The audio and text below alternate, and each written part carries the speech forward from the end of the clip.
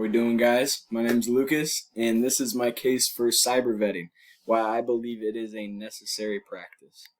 So you may be asking, what is cybervetting? Well, I'm glad you asked. You probably already know, but cybervetting is the process by which information seekers gather online information to evaluate or vet information targets. So this can be a very broad definition, but in the context of this class, we can understand it through employers searching information about prospective employees and in the context of the internet.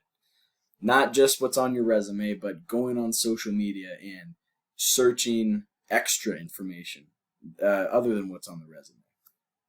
So understanding this through communication privacy management theory, the interviewee in a video that we watched for one of our modules said that private info has either thin or thick walls. And this was a really interesting way to kind of visualize it for me, because the outlets that we dump this information to that's about ourselves, they can be sturdy or they can flop over. They can be weak.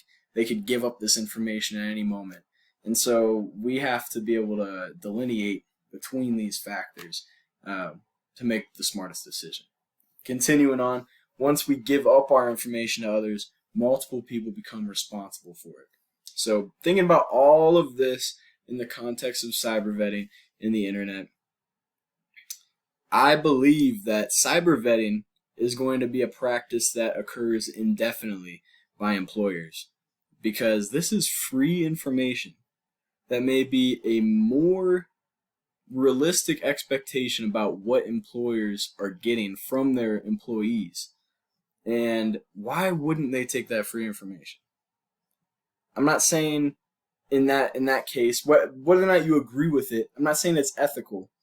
I'm just saying, why wouldn't they take it?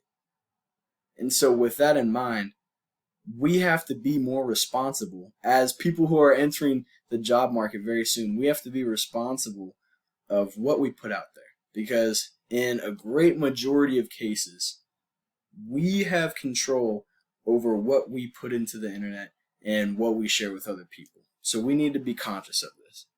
But continuing on, in my case for cybervetting, it can set realistic expectations for prospective employers, and this can be used as a form of risk management. As Wilcox describes it,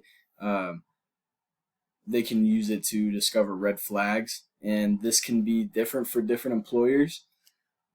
Some may understandably crack down on things like drug use if they see it on social media. Others may be more subjective with their restrictions, and they might be, oh, this type of clothing is too scandalous. It's all up to the employers, but this may be a good thing because this can match the work environment, the said work environment. Because if the employers have this subjectiveness of how they want their work environment to be, if somebody comes in and disrupts this may altogether disrupt the work environment, production, etc. So Wilcox says many employers use it to expose poor judgment of employees. This is the case for cybervetting that I presented, but really, all in all, whether or not you agree with it, we need to be more careful about what we put on the internet, because I foresee this as being a cybervetting, being a practice that employers use indefinitely. These are my sources that I used.